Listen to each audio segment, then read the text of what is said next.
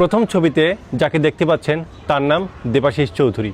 কিছুদিন পূর্বে জাহাঙ্গীরনগর বিশ্ববিদ্যালয়ের বটতলায় নারীদের আপত্তিকর ছবি তোলা অবস্থায় তাকে আটক করা হয় এবং পরবর্তীতে তাকে বিশ্ববিদ্যালয়ে প্রশাসনের সহায়তায় মুচলেখার মাধ্যমে ছেড়ে দেওয়া হয়। কারণ সে যুবদলের কর্মী এবং তার যুবদলের একটা পদ রয়েছে।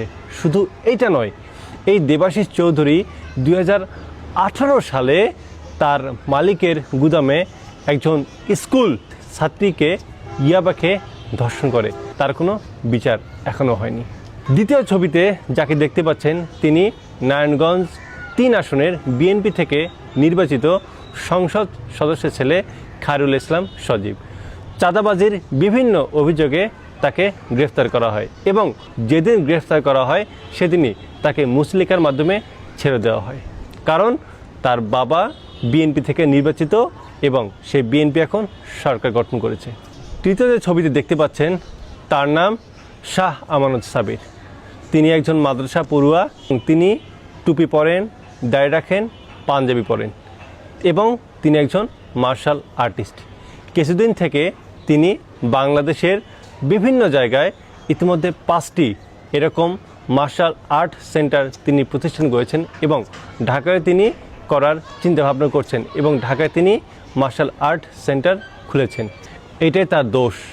এই জন্য তার ছাত্রকে গ্রেফতার করা হয়েছে এবং পরবর্তীতে তাকে সহ টোটাল 6 জনকে গ্রেফতার করা হয়েছে এবং মিডিয়াতে প্রচার করা হচ্ছে যে উগ্রবাদী 6 জনকে গ্রেফতার করা হয়েছে। কিন্তু পরবর্তীতে দেখা গেছে এসব কিছুই না, শুধুমাত্র মার্শাল আর্ট শেখানোর জন্য এই 6 জনকে গ্রেফতার করা হয়েছে।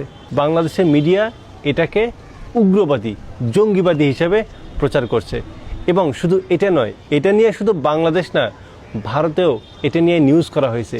এই জন্য দেখুন না, ভারতে যেটা নিউজ করা হয়, আমাদের দেশের পুলিশ প্রশাসন কী পরিমাণ কনসার্ন যে ভারতের দাতাবাবুরা যেহেতু বলেছে নিশ্চয়ই কোনো না কোনো ঘাবলা আছে।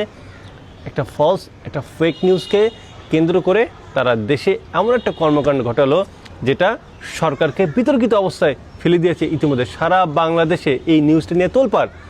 আমরা দেখেছি বিএনপি সরকার যখন 2001 থেকে 2006 সাল পর্যন্ত ছিল, তখন আওয়ামী লীগ এবং ভারতের মিলে বিভিন্ন কর্মকাণ্ড করত এবং এসব কর্মকাণ্ড করে তারা বিএনপির ওপর দোষ দিত।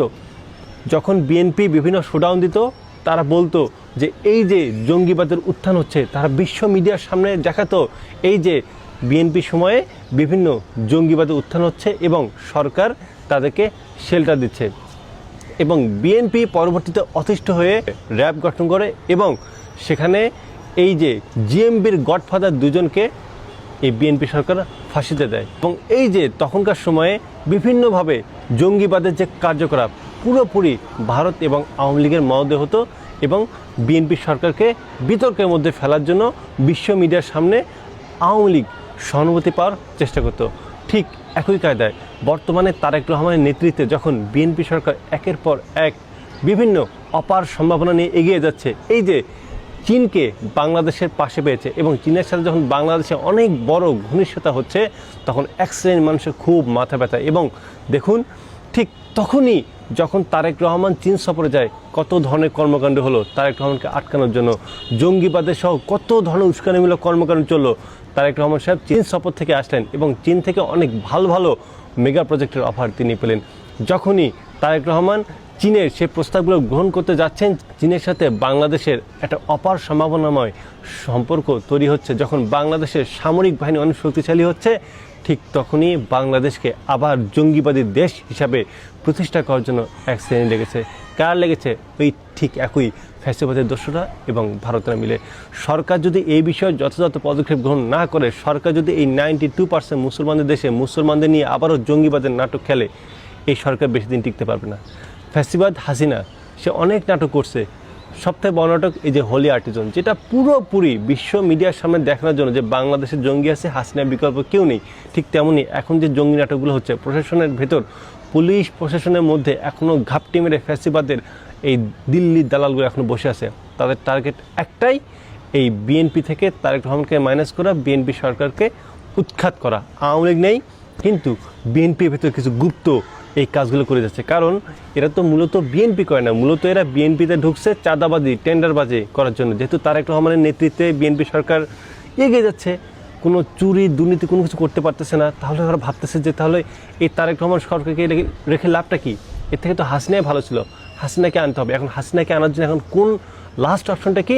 দেশকে কিভাবে বিশ্বের সামনে ছোট করা যায়, কিভাবে দেশে জঙ্গি আছে, শেখ হাসিনা ছাড়া এদেশে জঙ্গির আতুরঘর তৈরি হয়, এটা এখন দেখাতে হবে। এই জন্য বিএনপি থেকেও এদেরকে সাহায্য সহায়তা করা হচ্ছে। আর প্রশাসনের মধ্যে তো দিল্লির দালালগুলো তো আছে, সব মিলিয়ে পুরোপুরি তারেক রহমানকে এটা বিতর্কিত করার চেষ্টা চালানো হচ্ছে। এবং আমাদের স্বরাষ্ট্রমন্ত্রী তার কর্মকাণ্ড তো অনেক বিতর্কিত, তিনি যে কখন কী করেন এবং কখন কী বলেন কোনো কথার সাথে কাজের কোনো মিল পাওয়া যাচ্ছে না। ইনি যে আসলে কী চাচ্ছে, এনার কাজ একটা, এনার দপ্তর একটা, তিনি অন্য দপ্তর নিয়ে পড়ে থাকেন, অন্য কাজ নিয়ে তিনি পড়ে থাকেন, যার পরিপ্রেক্ষিতে আজকের অবস্থা। আমি আজকে চ্যালেঞ্জ দিয়ে বলতেছি, আজকে এই স্বরাষ্ট্রমন্ত্রীর দায়িত্ব লুৎফুজ্জামান বাবরকে দিয়ে দেন। 1 সপ্তাহের মধ্যে পুরো বাংলাদেশ ঠান্ডা, আমি চ্যালেঞ্জ দিয়ে বলতেছি, 1 সপ্তাহের মধ্যে পুরো বাংলাদেশ ঠান্ডা। আমি তারেক রহমানকে বলবো যে দয়া করে লুৎফুজ্জামান বাবরকে আপনি স্বরাষ্ট্রমন্ত্রীর দায়িত্ব দেন।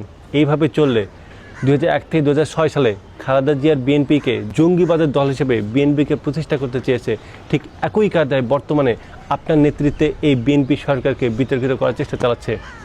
যদি আপনি সঠিক ব্যবস্থা গ্রহণ করতে না পারেন তাহলে আপনার সরকারও ব্যর্থ হবে। এবং আশা করি অন্তত আপনি এতটুকু জানেন যে এই 92% মুসলমানদের দেশে মুসলমানদের বিরুদ্ধে কোনো কাজ করে কোনো সরকার টিকতে পারেনি, আর পারবে না।